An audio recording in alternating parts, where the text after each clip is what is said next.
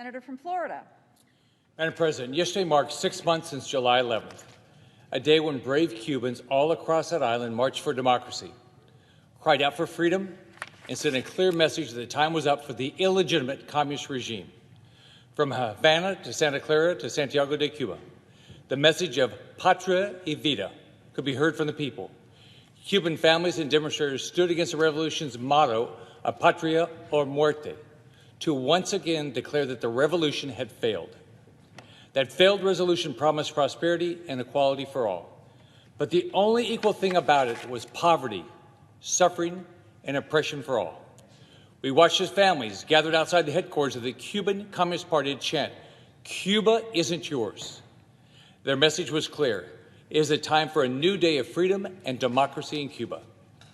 Instead of listening to the cries of their people, the communist Cuban regime lashed out with violence and the oppression it's used for more than 60 years to silence opposition to its reign. The regime and its thugs kidnapped innocent democracy activists and kept others trapped in their homes. Right now, hundreds of Cubans have been indefinitely detained or unjustly sentenced to prison simply for demanding basic human rights. Some of these protesters are facing prison sentences as long as 30 years. One of them is Jose Daniel Ferrer, the leader of the pro-democracy Unpaco group and a dedicated freedom and human rights activist. Since his detainment, I've had the chance to talk to his family several times. Each time we speak, the stories they tell me are more heartbreaking.